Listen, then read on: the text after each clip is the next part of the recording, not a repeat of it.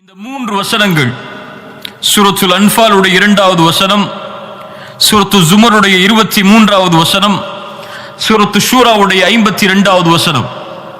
இந்த வசனங்களை கொஞ்சம் ஓதி பாருங்கள். நாம் எந்த குர்ஆனை இப்போது செவிமடுத்தோமோ அதே குர்ஆனைத்தான் சஹாபாக்களும் செவிமடுத்தார்கள். இந்த வசனங்கள் சஹாபாக்களுடைய வாழ்க்கையில் ஏற்படுத்திய மாற்றம் என்ன? இந்த வசனங்கள் நம்முடைய வாழ்க்கையில் ஏற்படுத்தி இருக்கின்ற மாற்றங்கள் என்ன? ஓதுவது வேண்டுமானால் சஹாபாக்களுக்கு அல்லாஹுடைய மிகப்பெரிய அருளால் அல்லாஹுடைய தூதர் ஸல்லல்லாஹு அலைஹி வஸல்லம் அவர்களாக இருக்கலாம். நீங்கள் எண்ணின் புறத்திலிருந்து கேட்டிருக்கலாம், அல்லது குர்ஆனை ஓதக்கூடிய காரிகளுடைய வார்த்தைகளில் இருந்து இந்த வசனத்தை கேட்டிருக்கலாம். இதற்கு விளக்கத்தை அறிஞர்களிடமிருந்து நீங்கள் அறிந்திருக்கலாம். ஆனால் வசனங்களும் வார்த்தைகளும் ஒன்றுதானே? இதே வார்த்தைகளையும் வசனங்களையும் சஹாபாக்கள் கேட்டபோது அவர்களுடைய வாழ்க்கை எப்படி மாறியது? இந்த குர்ஆனை கேட்கும் போது நம்முடைய வாழ்க்கை எப்படி மாறுகிறது? யார் அந்த சஹாபாக்கள்? இந்த குர்ஆன் அவர்களை போற்றுகிறது. சூரத்து தௌபாவிலே 100வது வசனத்தில் அவர்கள் முந்தியவர்கள், முதலாம் அவர்கள், முஹாஜிர்களிலும் அன்சாரிகளிலும் யார் அவர்களை நேர்வழியில் பின்தொடர்ந்து செல்கிறார்களோ அவர்கள் அல்லாஹ்வால் பொருந்திக் கொள்ளப்படுவார்கள். அவர்களும் அல்லாஹ்வால் பொருந்திக் கொள்ளப்பட்டவர்கள், அவர்களையும் அல்லாஹ் பொருந்தி இருக்கின்றான்.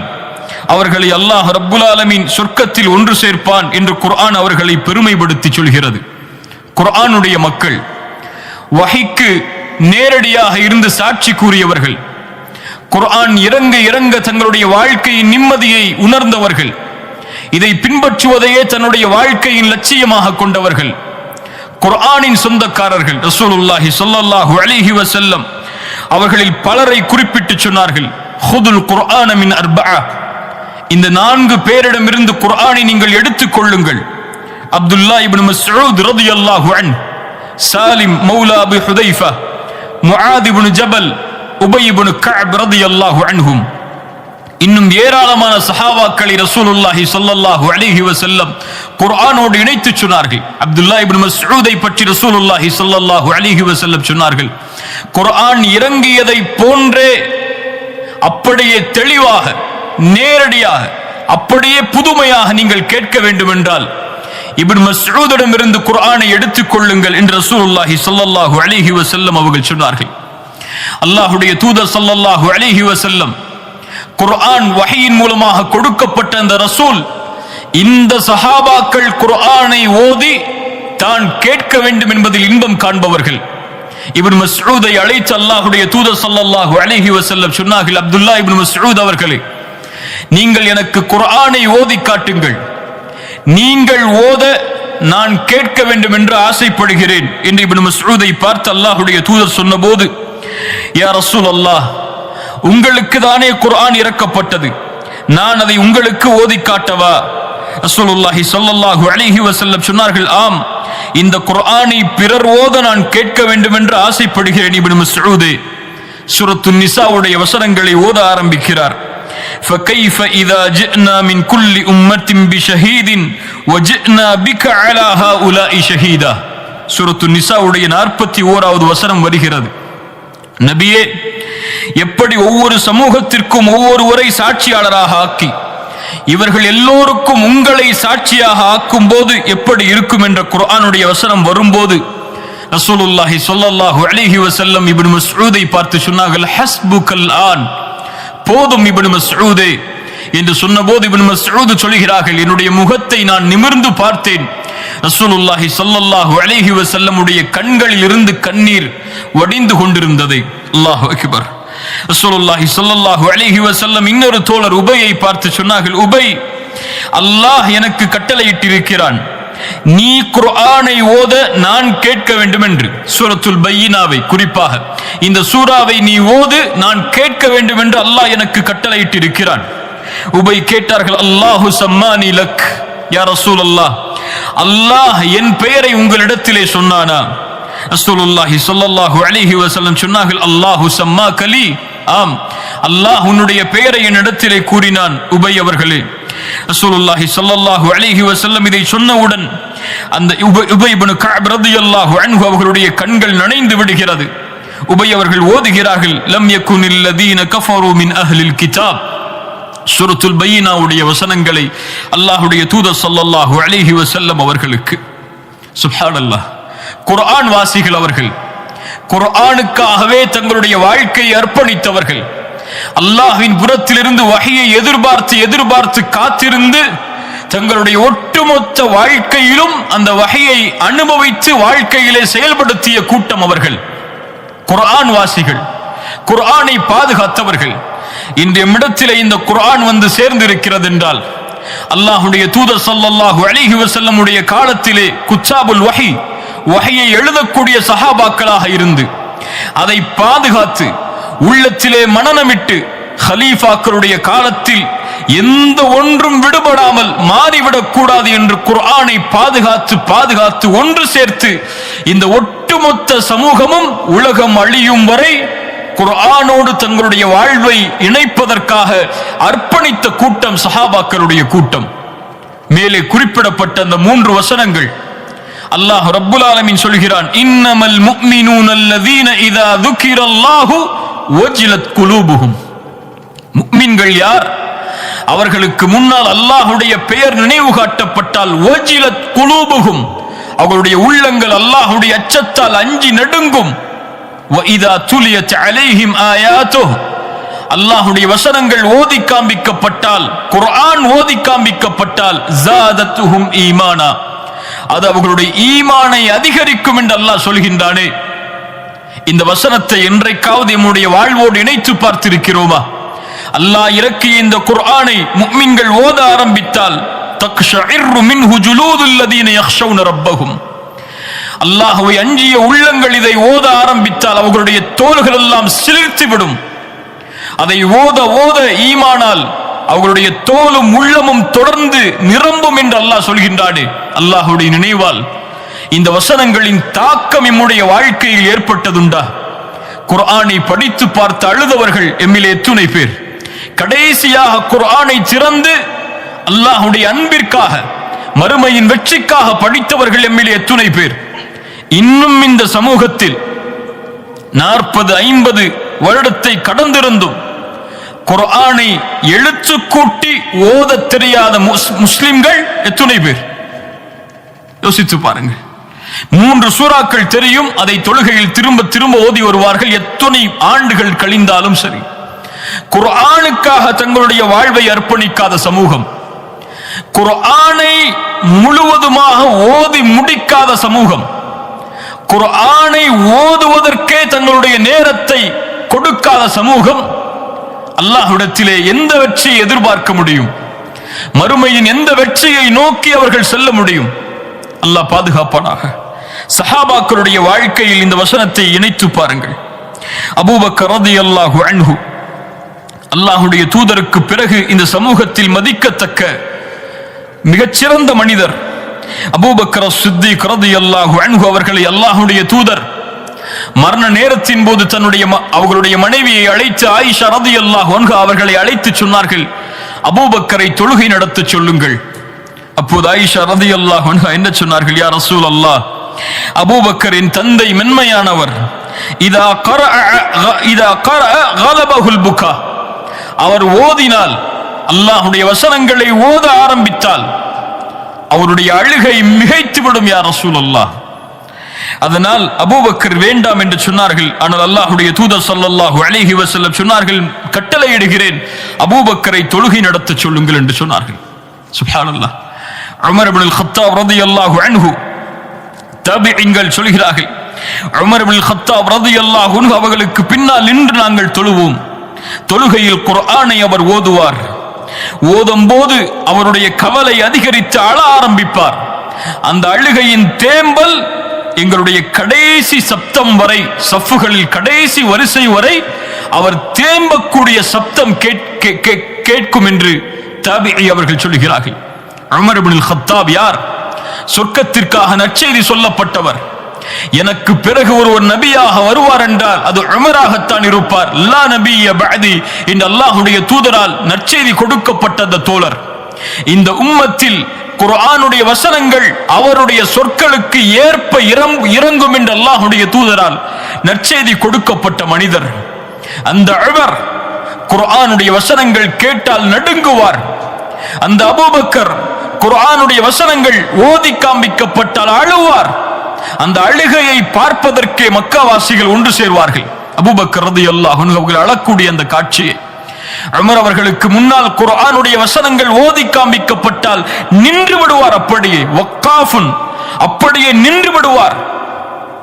குர்ஆன் எதை சொல்கிறதோ அதை செவிமடுப்பதற்காக. உமர் அவர்களுக்கு முன்னால் சூரத்து தூருடைய வசனங்கள் ஓதி காண்பிக்கப்படுகிறது. இன்ன அஸாப ரப்பிக லவாகி', அல்லாஹ்வுடைய வேதனை நிறைவேறியே தீரும். இந்த வசனம் வந்தவுடன் அழ ஆரம்பிக்கிறார்கள். நபித்தோழர்கள் சொன்னார்கள், இந்த வசனத்தை கேட்டு அழ ஆரம்பித்த உமர் அந்த அழுகையின் காரணமாகவே நோய்வாய்ப்படும் அளவிற்கு அழுகை அவர்களை மிகைத்து விட்டது என்று சொன்னார்கள். சுப்ஹானல்லாஹ். குர்ஆனை ஓதி அழுதவர்கள் எம்மில் எத்துணை பேர்? அல்லாஹ்வுடைய வசனங்களால் ஈமான் அதிகரித்த கூட்டம் எம்மில் எத்துணை பேர்? குர்ஆனால் எம்முடைய உள்ளங்கள் அல்லாஹ்வுடைய அன்பால் நிறைந்திருக்கிறதா? குர்ஆனால் எம்முடைய கண்கள் அல்லாஹ்வுடைய அன்பால் கண்ணீர் வடித்திருக்கிறதா? யோசித்து பாருங்கள். அல்லாஹ் எம்மை பாதுகாப்பானாக. அல்லாஹ் சொல்லுகிறான் சூரத்து ஷூரா 52வது வசனம், அல்லாஹ்வின் கட்டளையில் இருந்து அல்லாஹ் இறக்கி இருக்கின்ற ரூஹ் இது. குர்ஆனை அல்லாஹ் ரூஹ் என்று அழைக்கிறான். ரூஹ் குர்ஆன். எதற்கு ரூஹ்? உள்ளத்திற்கு ரூஹ். உள்ளம் உயிர் பெற வேண்டும் என்றால் குர்ஆன் வேண்டும். எந்த உள்ளத்திலே குர்ஆன் இல்லையோ அந்த உள்ளம் செத்து விட்டது, அந்த உள்ளம் மடிந்து விட்டது. அந்த உடலுக்கு உயிர் இருந்தாலும் அந்த உள்ளத்திற்கு உயிர் இல்லை, குர்ஆன் இல்லை என்றால். அல்லாஹ் உங்களை வழிகேட்டில் பார்த்தான், நபியை இந்த குர்ஆனை கொண்டு அல்லாஹ் உங்களை நேர்வழிப்படுத்தி இருக்கிறான் என்று இந்த வசனம் சொல்லுகிறது. எத்துணை சஹாபாக்களுடைய வாழ்க்கையை புரட்டி போட்டது இந்த குர்ஆன். எம்மில் எத்துணை மாற்றங்களை ஏற்படுத்தி இருக்கிறது. உமர் இப்னுல் கத்தாப் ரலியல்லாஹு அன்ஹு, நாம் எல்லாம் அறிந்த ஒரு நபி தோழர், எப்படி இஸ்லாமை ஏற்றார்கள் என்று நமக்கு தெரியும்.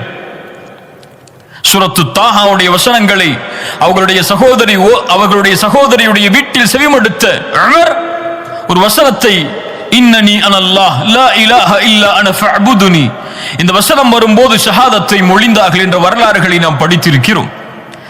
ஆனால் உமர் அவர்கள் குர்ஆனை கேட்ட நிலைமை இது மட்டுமல்ல. உமர் அவர்கள் சொல்கிறார்கள், ரசூலுல்லாஹி ஸல்லல்லாஹு அலைஹி வஸல்லம் அவர்களை ஈமான் கொண்டு ஏற்பதற்கு முன்னால் அல்லாஹ்வுடைய தூதரை கொலை செய்ய வேண்டும் என்ற எண்ணம் கொண்டிருந்த போது அவர்களை பற்றி அவர்களே சொல்லுகிறார்கள், நான் மது குடிக்கக்கூடிய பழக்கம் உள்ளவன், ஒவ்வொரு இரவும் மது குடிப்பேன், போதையில் இருப்பேன், யாராவது எனக்கு துணையாக இல்லை என்றால் அந்த இரவு மட்டும் வேறு ஏதாவது காரியங்களில் ஈடுபடுவேன். அப்படி ஒரு நாள் யாரும் எனக்கு மது குடிப்பதற்கு துணை இல்லாத போது கஅபாவை நோக்கி செல்ல வேண்டும் என்று ஆசைப்பட்டு சென்றேன். அப்போது முஹம்மது நபி ஸல்லல்லாஹு அலைஹி வஸல்லம் குர்ஆனை ஓதிக் கொண்டிருந்தார்கள். அவர் என்ன ஓதுகிறார் என்று கேட்பதற்காக கஅபாவின் திரைக்கு பின்னால் சென்று ஒளிந்து அல்லாஹ்வுடைய தூதருடைய முகத்திற்கு நேர இருக்கும்படி என்னுடைய முகத்தை ஆக்கிக் கொண்டேன். சூரத்துல் ஹாக்காவுடைய வசனங்களை அவர்கள் ஓதிக் கொண்டிருந்தார்கள். அதை கேட்க கேட்க என்னுடைய உள்ளம் மாறிக்கொண்டே இருந்தது. ஒரு கட்டத்தில் உணர்ந்து சொன்னேன், இவர் கவிஞராக இருப்பார் என்று. அப்போது அல்லாஹ்வுடைய தூதர் ஓதினார்கள், இன்னஹு லகௌலு ரசூலின் கரீம் வமா ஹுவ பிகௌலி ஷாஇர். இவர் ஓதக்கூடிய அல்லாஹ்வுடைய கண்ணியமிக்க வசனங்களை ஓதக்கூடிய கண்ணியமிக்க ரசூல் அவர்கள், இவர் கவிஞர் அல்ல, குறைவானவர்கள் தான் நம்பிக்கை கொள்கிறீர்கள் என்று அந்த நேரத்தில் அல்லாஹ்வுடைய தூதர் ஓதினார்கள். நான் கூறினேன், இவர் கவிஞர் அல்ல, இவர் சூனியக்காரர் என்று. அப்போது அல்லாஹ்வுடைய தூதர் ஓதினார்கள், வலா பிகௌலி காஹின் கலீலம் மா ததக்கரூன். இவர் சூனியக்காரர் அல்ல, சூனியக்காரரின் வார்த்தை அல்ல, இது குறைவானவர்கள் தான் சிந்திக்கிறீர்கள். இது ரப்புல் ஆலமீனிடமிருந்து இறக்கப்படக்கூடிய வசனங்கள். இவர் தாமாக ஒன்றை கூறியிருந்தால் இவருடைய வலது கரத்தை பிடித்து அவருடைய நாடி நரம்பை தரித்திருப்பேன், ஒருவரும் அதற்கு தடுப்பவர் இருக்க மாட்டார் என்ற குர்ஆனுடைய வசனம் இறங்கியது. ஃபவக்கஅல் இஸ்லாமு ஃபி கல்பி. இந்த வசனங்கள் கேட்டபோதுதான் இஸ்லாமினுடைய உள்ளத்தில் நிலையானது என்று உமர் அவர்கள் பின்னால் காலத்திலே இதை குறிப்பிட்டு சொன்னார்கள். அல்லாஹு அக்பர். கண்ணியத்துக்குரியவர்களே, யோசித்து பாருங்கள். உமரை மாற்றிய குர்ஆனுடைய வசனங்கள் ரலியல்லாஹு அன்ஹு, அபூபக்கரை மாற்றிய குர்ஆனுடைய வசனங்கள், ஏன் பிலாலை, அம்மாரை, யாசிரை, சுமையாவை, இன்னும் எத்துணை லட்ச சஹாபாக்களை மாற்றிய குர்ஆனுடைய வசனங்கள், அவர்களை இந்த தீனிலே நிலைப்படுத்திய குர்ஆனுடைய வசனங்கள், அல்லாஹ்வுடைய அன்பில் நிலைப்படுத்திய குர்ஆனுடைய வசனங்கள், மறுமையின் நம்பிக்கையில் நிலைப்படுத்திய குர்ஆனுடைய வசனங்கள், நரக பயத்தில் நிலைப்படுத்திய குர்ஆனுடைய வசனங்கள், சொர்க்கத்தின் ஆதரவில் அல்லாஹ்வின் பொருத்தத்தை பெறுவதில் நிலைப்படுத்திய குர்ஆனுடைய வசனங்கள் எம்முடைய வாழ்க்கையில் ஏற்படுத்திய மாற்றம் என்ன, தயக்கம் என்ன? குர்ஆனை கேட்பதில் இன்பம் கண்டவர்கள் நபித்தோழர்கள், குர்ஆனுடைய வஹீயின் பிரிவால் கவலை கொண்டவர்கள் நபித்தோழர்கள். ஆனால் ரமதானில் மட்டும்தான் எமக்கு குர்ஆன், அல்லது ஏதாவது சடங்கு சம்பிரதாயம் என்றால் தான் நன்மை வேண்டும் என்றால் குர்ஆன், கவலை நீங்க வேண்டும் என்றால் குர்ஆன், கடன் நீங்க வேண்டும் என்றால் குர்ஆன் என்று ஒரு மந்திர புத்தகமாக அதை நாம் பயன்படுத்திக் கொண்டிருக்கிறோம். அல்லாஹ் எம்மை பாதுகாப்பாடாக. ஐமன் ரலியல்லாஹு அன்ஹா, அல்லாஹ்வுடைய தூதர் ஸல்லல்லாஹு அலைஹி வஸல்லம் அவர்களுடைய மரணத்திற்கு பிறகு அபூபக்கரும் உமர் அவர்களும் சந்திக்கிறார்கள். சொன்னார்கள், வாருங்கள் ஐமனை நாம் சந்திப்போம். அல்லாஹ்வுடைய தூதர் இருக்கும் போது எப்படி சந்தித்தோமோ அது போன்று ஐமனை பார்ப்பதற்காக அபூபக்கரும் உமரும் செல்கிறார்கள். அபூபக்கரையும் உமரையும் பார்த்த மாத்திரத்தில் ஐமன் அழ ஆரம்பிக்கிறார்கள். சொன்னார்கள், ஐமன் அவர்களை ஏன் அழுகிறீர்கள்? அல்லாஹ்வுடைய தூதர் நாம் நினைப்பதை விட அல்லாஹ்விடத்திலே மேன்மையான இடத்தில் இருக்கும் போது ஐமன் சொன்னார்கள், நான் அறிவேன். ஆம், அல்லாஹ்வுடைய தூதர் ஸல்லல்லாஹு அலைஹி வஸல்லம் நாம் நினைப்பதை விட மேன்மையான இடத்தில் தான் அல்லாஹ்விடத்திலே இருக்கிறார்கள். ஆனால் நான் அழுவதன் காரணம் அல்லாஹ்வின் புறத்திலிருந்து இறங்குகின்ற வஹி நின்று விட்டதே என்பதற்காகத்தான். அல்லாஹு அக்பர். குர்ஆனுடைய பிரிவு அவர்களுடைய வாழ்க்கையில் கவலையை ஏற்படுத்துகிறது. குர்ஆனுடைய பிரிவு அவர்களுடைய கண்களில் இருந்து கண்ணீரை வர வைக்கிறது. ஆனால் ஒரு நாளைக்கு எத்துணை முறை நாம் குர்ஆனை ஓதுகிறோம்? ஒரு நாளைக்கு எத்துணை முறை குர்ஆனை திறந்து நாம் படிக்கிறோம்? அதனுடைய வசனங்களை ஆராய்கிறோம், சிந்திக்கிறோம்.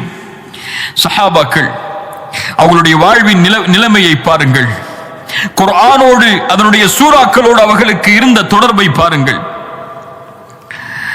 ஆயிஷா ரலியல்லாஹு அன்ஹா அறிவிக்கிறார்கள், ரசூலுல்லாஹி ஸல்லல்லாஹு அலைஹி வஸல்லம் ஒரு மனிதரை ஒரு கூட்டத்திற்கு தலைவராக அனுப்பி இருந்தார்கள். அவர் தொழுகை நடத்துவார். ஒவ்வொரு ரக்அத்தையும் முடிக்கும் போது சூரத்துல் இக்லாஸை ஓதி முடிப்பார்.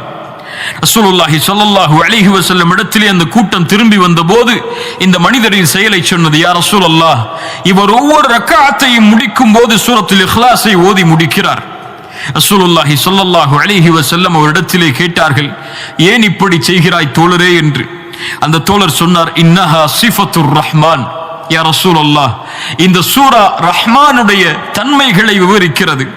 இதை ஓதி முடிப்பதை நான் விரும்புகிறேன் அல்லாஹ்வுடைய தூதரே என்று சொன்னார்கள். அல்லாஹு அக்பர். எத்துணை முறை நாமும் இந்த சூரத்துல் இக்லாஸை தொழுகையில் ஓதி இருப்போம். அல்லாஹ்வின் அன்பால் என் உள்ளம் நிரம்பி இருக்கிறதா? உங்களுடைய உள்ளம் நிரம்பி இருக்கிறதா? கொஞ்சம் சிந்தித்து பாருங்கள். இந்த சூரத்துல் இக்லாஸை கூட இதுவரை பொருள் தெரியாமல் ஓதக்கூடிய முஸ்லிம்கள் எத்துணை பேர்? அல்லாஹ் பாதுகாக்கட்டும். ரசூலுல்லாஹி ஸல்லல்லாஹு அலைஹி வஸல்லம் சொன்னார்கள், அக்பிரூஹு, அந்த தோழருக்கு நீங்கள் அறிவித்து விடுங்கள், அவர் எப்படி இந்த குர்ஆனுடைய இந்த சூறாவை ஓதி முடிப்பதை விரும்பினாரோ அது போன்று அல்லாஹும் அவரை விரும்பினான் என்று. அல்லாஹு அக்பர், அல்லாஹு அக்பர். சஹாபாக்களுக்கு குர்ஆனோடு இருந்த தொடர்பை பாருங்கள்.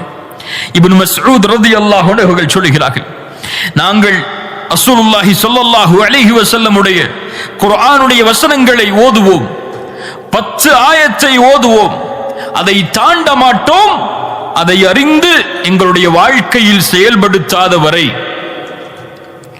குர்ஆன் அவர்களுக்கு இறக்கப்பட்ட புத்தகமாக அவர்கள் உணர்ந்தார்கள். இந்த குர்ஆன் முஸ்லிம்களுக்கு இறக்கப்பட்ட புத்தகம், ஒரு சமூகத்திற்கு இறக்கப்பட்ட புத்தகம் என்றுதான் நாம் அறிந்திருக்கிறோம். ஆனால் குர்ஆன் எனக்கு இறக்கப்பட்ட புத்தகமாக நான் உணர்ந்திருந்தால், எனக்கு அனுப்பப்பட்ட செய்தியாக நான் உணர்ந்திருந்தால், என்னை படைத்த இறைவன் எனக்கு நேர் வழி காட்டுவதற்காக குர்ஆனை இறக்கி இருக்கிறான் என்று நான் உணர்ந்திருந்தால், அந்த குர்ஆனை விட்டு என் வாழ்க்கை தூரமாக இருக்குமா?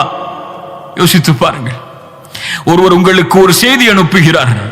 அந்த செய்தியை பார்க்காமல் நீங்கள் கடந்து செல்வீர்களா உங்களுடைய மொபைல் போனில்? ஆனால் படைத்த இறைவன் எமக்கு கொடுத்த செய்தியை இதுவரை என்னவென்றே அறியாத முஸ்லிம்கள் எத்துணை பேர்?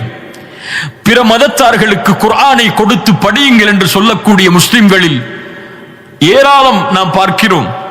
ஆனால் கொடுக்கக்கூடிய முஸ்லிம்களிடத்திலே சென்று கேளுங்கள், நீங்கள் அவருக்கு குர்ஆனை கொடுத்தீர்களே, ஒரு முறை குர்ஆனை முழுவதுமாக நீங்கள் படித்து பார்த்தீர்களா என்று? பலருடைய கேள்வியுடைய பதில் இன்னா லில்லாஹி வ இன்னா இலைஹி ராஜிஊன். ரசூலுல்லாஹி ஸல்லல்லாஹு அலைஹி வஸல்லம் அவர்களுடைய நபித்தோழர்களுடைய வாழ்வை கவனியுங்கள். சாபித் இப்னு கைஸ் ரலியல்லாஹு அன்ஹு அன்சாரி தோழர். குர்ஆனுடைய வசனம் இறங்குகிறது, ஈமான் கொண்டவர்களே, லா தர்ஃபஉ அஸ்வாதகும் ஃபௌக ஸௌத்தின் நபி, அல்லாஹ்வுடைய தூதருடைய சப்தத்திற்கு முன்னால் உங்களுடைய சப்தங்களை உயர்த்தி விடாதீர்கள், உங்களுடைய அமல்களை அல்லாஹ் அழித்து விடுவான் என்ற பொருள்பட சூரத்துல் ஹுஜராத்துடைய 2வது வசனம் இறங்குகிறது. இந்த வசனம் இறங்கிய போதிலிருந்து சாபித் இப்னு கைஸ் ரசூலுடைய சபையை புறக்கணிக்கிறார். இவர் யார்? அல்லாஹ்வுடைய தூதர் ஸல்லல்லாஹு அலைஹி வஸல்லம் அவர்களுக்கு முன்னால் இவர் இயற்கையாக பேசினாலே அவருடைய சப்தம் உயர்ந்திருக்கும்.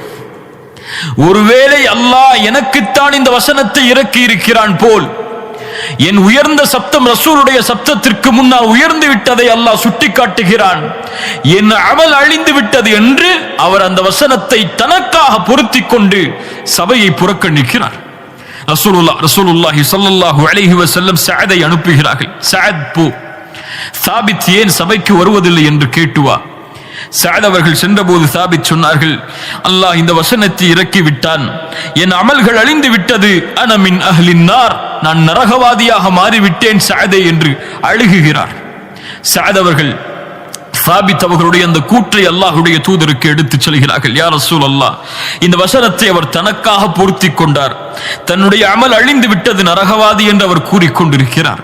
சாபித் இப்னு கைஸ் அவர்களுக்கு அல்லாஹ்வுடைய தூதர் சஅதின் மூலமாக செய்தி சொன்னார்கள், சஅதே சென்று சொல், பல் ஹுவ மின் அஹ்லில் ஜன்னஹ், சாபித் நரகவாதி என்று சொல்கிறாரே, அவரிடத்திலே சென்று சொல்லுங்கள், ஒருபோதும் இல்லை, அவர் சொர்க்கத்தை சார்ந்தவர் என்று ரசூலுல்லாஹி ஸல்லல்லாஹு அலைஹி வஸல்லம் அவர்கள் சொன்னார்கள். சஅத் அவர்களுக்கு, சாபித் அவர்களுக்கு எடுத்து வைக்குமாறு. அல்லாஹு அக்பர். ரசூலுல்லாஹி ஸல்லல்லாஹு அலைஹி வஸல்லம் உடைய தோழர் அபூ தல்ஹா வசனம் இறங்குகிறது, லன் தனாலுல் பிர்ர ஹத்தா துன்ஃபிகு மிம்மா துஹிப்பூன். சூரத்துல் ஆல் இம்ரானுடைய 92வது வசனம், உங்களில் யாரும் நன்மை அடைந்து விட முடியாது அவர் விரும்பியதை அல்லாஹ்வுடைய பாதையில் கொடுக்காதவரை. அபூ தல்ஹா ஓடி வந்தார், யா ரசூலல்லாஹ், பைருஹா தோட்டம் மதீனாவில் அதிக விளைச்சலை தரக்கூடிய இந்த தோட்டம் எனக்கு விருப்பமானது, நன்மை அடைய முடியாது விரும்பியதை சதக்கா செய்யாத வரை என்று அல்லாஹ் சொல்கிறானே, இந்த பைருஹா தோட்டத்தை அல்லாஹ்வுடைய பாதைக்காக சதக்கா செய்கிறேன். ரசூலுல்லாஹி ஸல்லல்லாஹு அலைஹி வஸல்லம் சொன்னார்கள், ஆஹா, எவ்வளவு அருமையான செல்வத்தின் பங்களிப்பு இது, செல்வத்தின் பங்களிப்பு இது. அபூ தல்ஹா, இந்த பங்களிப்பை உன்னுடைய குடும்பத்தார்களுக்கே நீ பங்கு வைத்து விடு என்று ரசூலுல்லாஹி ஸல்லல்லாஹு அலைஹி வஸல்லம் கூற, அபூ தல்ஹா அப்படியே அதை செய்து முடிக்கிறார். இப்படி ஏராளமான நிகழ்வுகளை சஹாபாக்களுக்கும் குர்ஆனுக்கும் இணைத்து சொல்லலாம். குர்ஆன், சஹாபாக்கள். குர்ஆனுடைய வாழ்வை பார்க்க வேண்டுமா? சஹாபாக்களை பார்க்கலாம். அவர்கள் யாரை பார்த்தார்கள்? ரசூலுல்லாஹி ஸல்லல்லாஹு அலைஹி வஸல்லம் அவர்களை குர்ஆனாக. ஆயிஷா ரலியல்லாஹு அன்ஹா அவர்களிடத்திலே அல்லாஹ்வுடைய தூதருடைய வாழ்க்கையை குறித்து கேட்டபோது சொன்னார்கள், அவர்களுடைய வாழ்க்கை குர்ஆன், அவ்வளவுதான். எளிதாக முடித்தார்கள். ரசூலுடைய வாழ்க்கை எப்படியா? குர்ஆன் தான் அவர்களுடைய வாழ்க்கை. சஹாபாக்களுடைய வாழ்க்கை எப்படி? அதுவும் குர்ஆன் தான். குர்ஆன் தான் அவர்களுடைய வாழ்க்கையை ஆக்கிரமித்தது, அவர்களுடைய மாற்றத்திற்கு காரணமானது, வாழ்வை திருப்பியது.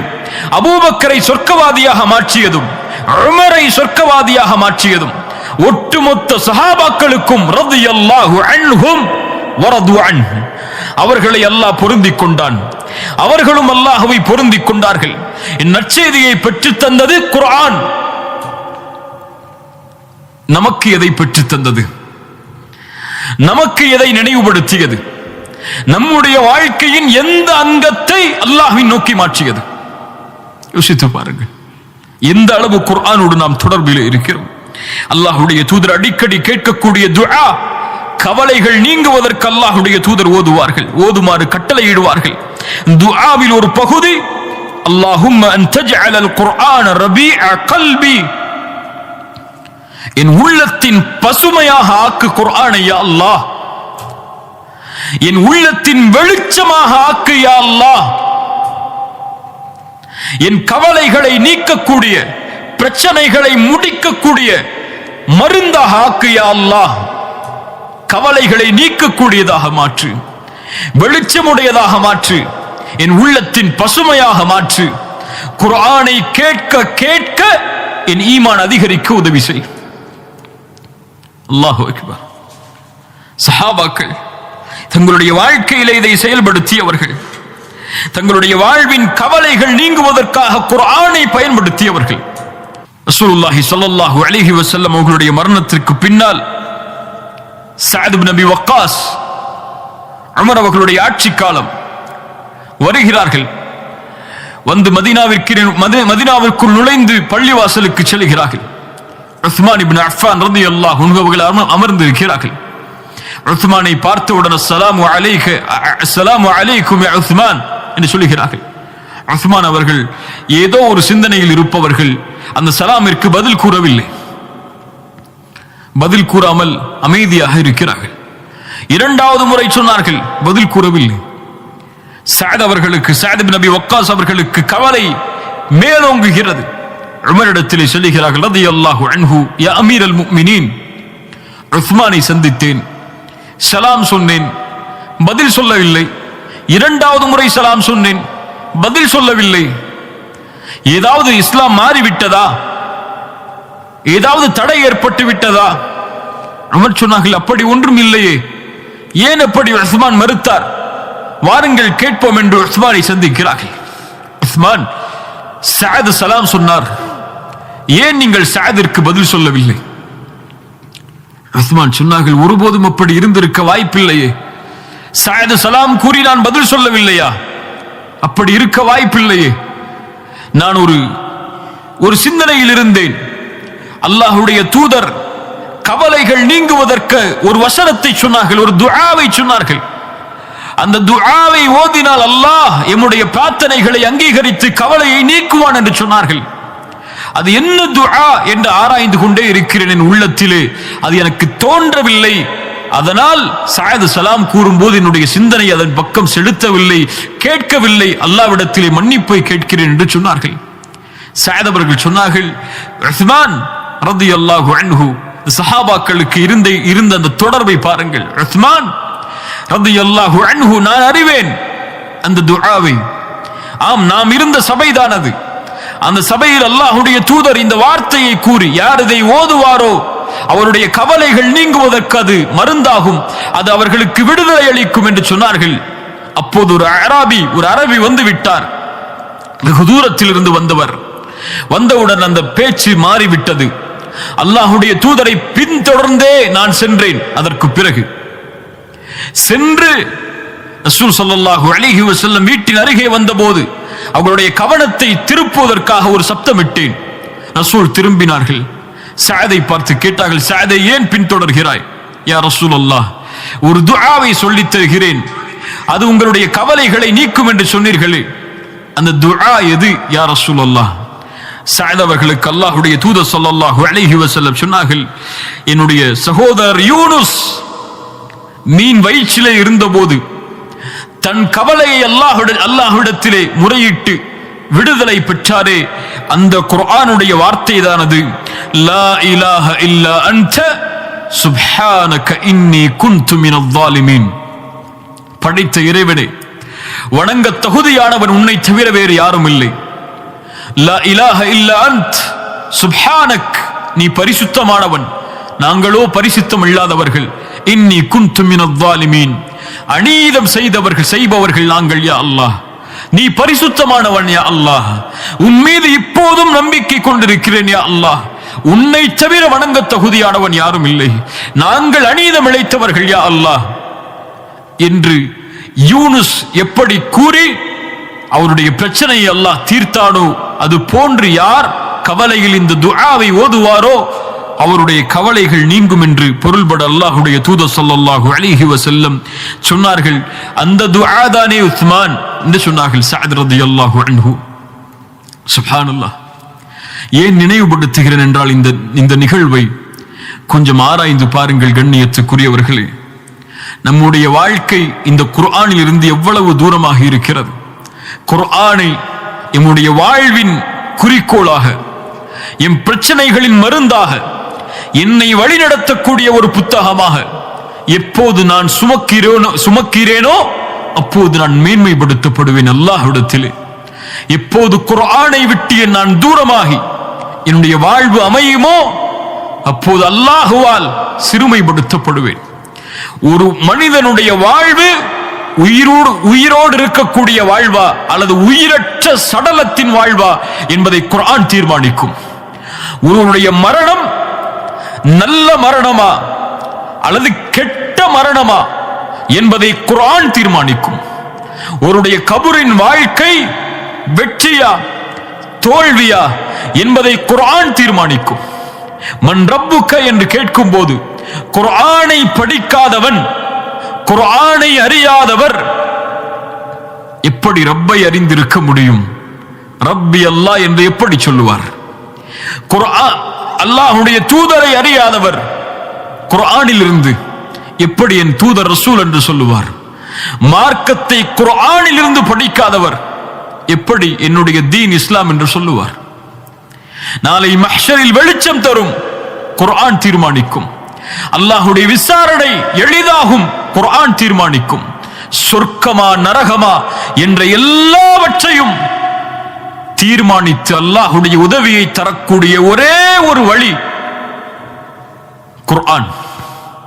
குர்ஆன் மக்லூக் அல்ல, குர்ஆன் படைக்கப்பட்ட பொருள் அல்ல. குர்ஆன் கலாமுல்லாஹ், அல்லாஹ்வுடைய பேச்சு குர்ஆன். ஒரு மனிதன் குர்ஆனை விட்டு தூரமாகிறான் என்றால் படைத்த இறைவனுடைய பேச்சை நிறுத்துகிறான் என்று அர்த்தம். வேண்டாம் எனக்கு, என்னிடத்திலே இறைவா பேசாதே என்று தடுக்கிறான் என்று அர்த்தம். முஃமின்களே, முஸ்லிம்களே, குர்ஆனை திறந்து ரப்பை உங்களோடு பேச அனுமதி அளியுங்கள். அந்த கல்விலே அந்த குர்ஆனுடைய வசனம் பேச பேச ஒளியால் அந்த கல்பு நிரம்பும். அந்த கல்பு மாற்றத்திற்கு தயாராகும், நன்மைக்கு தயாராகும், அல்லாஹ்வின் நினைவுக்கு தயாராகும், சொர்க்கத்திற்கு தயாராகும், நரக விடுதலைக்கு தயாராகும். யார் அதை விட்டு தூரமாகி வாழ்கிறார்களோ, வமன் நஅரத அன் ذிக்ரி ஃபஇன்ன லஹு மஈஷத்தன் தன்கா, யார் நினைவிலிருந்து தூரமாகி வாழ்வாரோ அவர் நெருக்கடியான வாழ்வில் தான் இந்த பூமியில் வாழ்வார். குர்ஆனை விட்டு தூரமான வாழ்க்கை நஷ்டத்திற்குரிய வாழ்க்கை. குர்ஆனோடு இணைந்த வாழ்க்கை தான் வெற்றிக்குரிய வாழ்க்கை. குர்ஆனை படித்து படித்து இன்பம் கண்ட உள்ளம்தான் சொர்க்கத்தில் இன்பம் காணும்.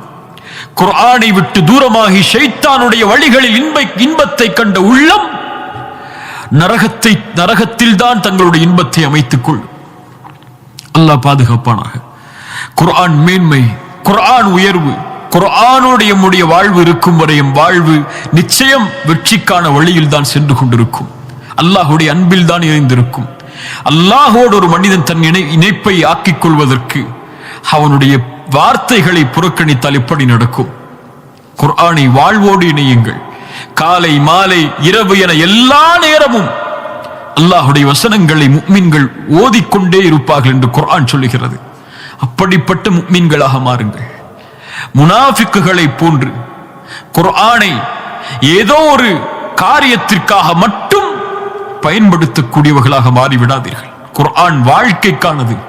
குர்ஆன் என் வாழ்க்கைக்கானது, உங்களுடைய வாழ்க்கைக்கானது. குர்ஆன் எனக்கு வழிகாட்டுவதற்காக இறக்கப்பட்டது, உங்களுக்கு வழிகாட்டுவதற்காக இறக்கப்பட்டது. ذلك هدى الله يهدي به من يشاء. இது அல்லாஹ்வுடைய நேர்வழி. அல்லாஹ் நாடியவர்களுக்கு அல்லாஹ் இதை கொண்டு வழிகாட்டுவான். ஒரு மனிதர் தடுத்து கொண்டால் அல்லாஹ் அவர்களை வழி தவற வைப்பான். அல்லாஹ் வழி தவற வைத்தவர்களை யாரும் உலகத்திலே நேர்வழி காட்டிவிட முடியாது.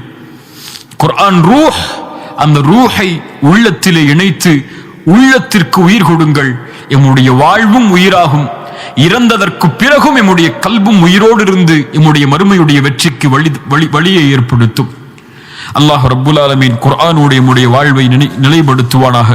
குர்ஆனை எம்முடைய உள்ளத்தின் பசுமையாக அல்லாஹ் ஆக்குவானாக. அல்லாஹ் இந்த குர்ஆனோடு தொடர்புபட்ட நிலையில் வாழ்ந்து மரணிக்கக்கூடிய பாக்கியத்தை அல்லாஹ் ரப்புல் ஆலமீன் எனக்கும் உங்களுக்கும் தருவானாக.